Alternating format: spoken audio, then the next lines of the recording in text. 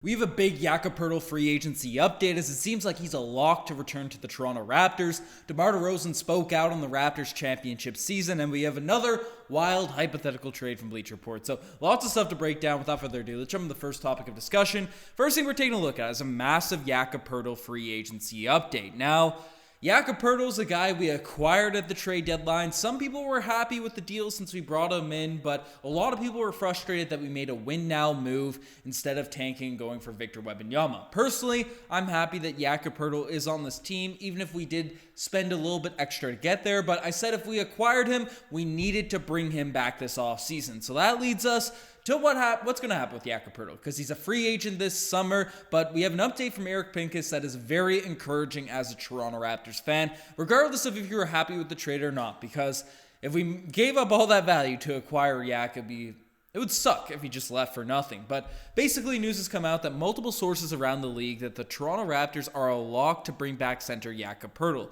who the team initially drafted the 9th pick in 2016. The Spurs sent him back to Toronto in February, and the Raptors did give up a protected 2024 first to rent his services for a few months. While Toronto has several other decisions to make this offseason, considering the future of Pascal Siakam, OG Anunoby, Fred VanVleet, and Gary Trent Jr., pencil Jakob Poeltl back with this team.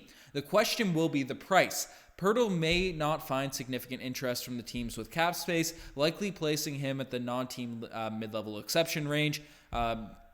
Non-taxpayer, non-team, goodness gracious. And that might lead Toronto to pay him around $13 to $15 million as a starting range. So this report essentially has got better and better as we read along it, as basically news came out that we can pencil in Jakob Poeltl back with this team. And at that price, $13 to $15 million per year for Jakob Poeltl, a center that is high quality. I mean, you got guys like Mitchell Robinson out here making roughly $15 million. Yusuf Nurkic out here $17 million.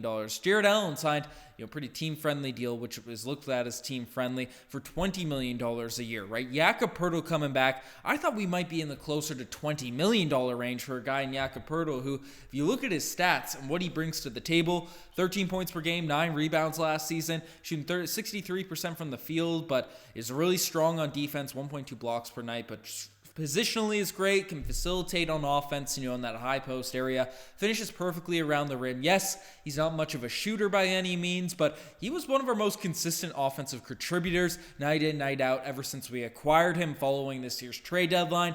To bring him back at just $13 to $15 million, that is a massive steal for this Raptors team. I already brought up other players on the market, but even guys like Miles Turner would be more expensive out there on the open market. So, people want DeAndre Ayton at the trade deadline, right? Poeltl is giving similar production, but at a much cheaper contract. So shout out to the Toronto Raptors if they're able to, this trade is probably worth it. I'd look at it in better, kinder eyes if we were able to bring back Jakob Poeltl at this price. But if there wasn't that much of a market for him, right, as it said, right, the non-tax-paying mid-level exception range, right, the teams with cap space aren't that interested in him, and that's his open market value. Could Toronto have just waited, till this offseason, like Gary Trent Jr. walk, if we're going to let him, and then bring him back in free agency? I don't know. We have his bird rights now, so I guess there's that. But this is definitely a team-friendly contract and definitely a positive for this Raptor squad going forward. Because without Big Yak, without a guy that can come down, clog the paint, play defense, this team looked very lost at times on the defensive end. We look pretty good, actually, with Koloko there backing him up, but very encouraging stuff. But let's dive into the next topic of discussion. Next thing we're taking a look at is DeMar speaks out on the Toronto Raptors championship. Now, Stephen A. Smith made a bunch of headlines the other day, a couple weeks ago, once Nick Nurse was fired, or around that timeline, basically saying that, hey, he's been a proponent of this, even though he wasn't that outspoken about it back in the day. But if the Toronto Raptors didn't fire Dwayne Casey and they kept DeMar DeRozan on the roster rather than trading for Kawhi Leonard and Danny Green, obviously, Jakob Poeltl would have been kept on this roster as well. That's not brought up. But he said if they kept that core group that Toronto was running year in, year out, he believes that Raptors would have done the exact same thing that they did with Kawhi Leonard and Nick Nurse at the helm. And I've said it a bunch of times. I am very happy with DeMar DeRozan. I love DeMar DeRozan. He's one of my favorite basketball players of all time. I'm not a believer in that scenario, but DeMar DeRozan was on Stephen A. Smith's show or Stephen A.'s World during an interview segment, basically agreed that with Stephen A. Smith that he thinks they would have gotten a ring if he stayed in Toronto. And I'm definitely not going to out here criticize DeMar, especially where he's the player. He's got to believe in himself and all that sort of stuff. I'm still not jumping on the bandwagon. DeMar DeRozan's not going to convince me otherwise. If you watch back to those playoff series, I know the narrative is, Kevin Durant and Klay Thompson got injured, so the Raptors got a cupcake ring or whatever you call it, the Mickey Mouse rings or whatever terminology people are using for fake NBA championships, but the Raptors had to go through the Philadelphia 76ers. We were one shot away. We had a team, look at what Jimmy Butler did immediately the season after. That series where we faced off against them, the Sixers and Raptors, right? Like, that team had Jimmy Butler, Joel Embiid, who just won MVP of the league, Ben Simmons when he wasn't that sorry. He didn't have the greatest of series, but he was still an all-star caliber player. They had JJ Redick knocking down threes. They had Tobias Harris, who's on a max contract. They had James Ennis playing like a prime six-man of the year candidate. Mike Scott coming in, knocking down some threes. That Sixers series was a bloodbath. It was brutal, and it came down to one of the most ridiculous shots of all time. I'm sorry, like Kawhi Leonard, I like DeMar DeRozan. Like, I'm a bigger fan of DeMar DeRozan, just the personality, what he did for Toronto and stuff. But Kawhi Leonard is the much better two-way basketball player. There's no way we're getting the amount of stops that we did with that sort of roster as constructed with DeMar DeRozan on that team. And frankly, Dwayne Casey just wasn't able to make playoff adjustments. He came from the same string of coach as Mike Budenholzer, right? Do one thing the entire season, and then regardless of it's not working against your playoff matchup, just continue to do it during the playoffs. So without Nick Nurse, without Kawhi Leonard, the Raptors aren't going to go out there and beat the Sixers team. And even the Milwaukee Bucks, man, sure, we won it in 6. The Toronto Raptors were down 0-2 to start off that playoff series. And that third game, that game 3, came down to triple overtime, I believe, or double OT. Double or triple OT, and the Raptors were down in that game. Kawhi Leonard dragged us back by his claw, brought us back in that game where Fred VanVleet could start going nuclear and start hitting threes. So, I don't know.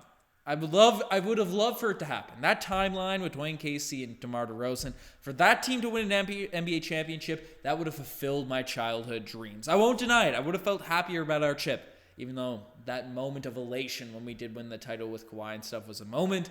Right, it would have been better with DeMar DeRozan, Kyle Lowry after all the trials and tribulations they've been through, but it probably wasn't going to happen. So put this to bed, DeMar. Put this to bed, Stephen A.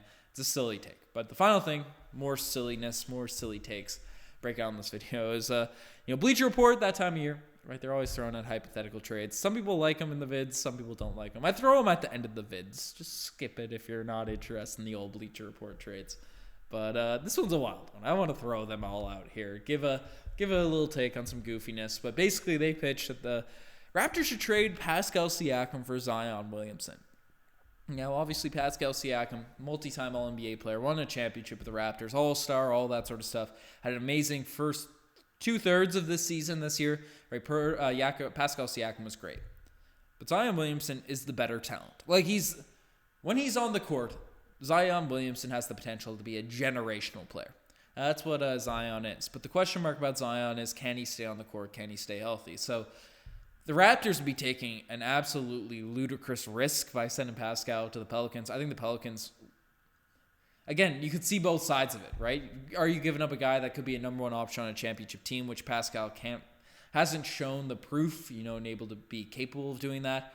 Right? Zion seems like when he's out there on the court, he could be able to do it, but would his body hold up for an entire playoff run? Those are all big question marks. But would you guys like to see a duo of Scotty Barnes and Zion Williamson? Not much shooting in that duo either, so it might not make a lot of sense, but it'd be cool to see Zion on the Toronto Raptors. But let me know what you guys think about that wild trade from Bleacher Report. But folks, you guys best make it this far. Subscribe to the channel if you're enjoying all the daily updates or relatively daily updates we're doing. But you guys are the best. I'm signing out. Cheers.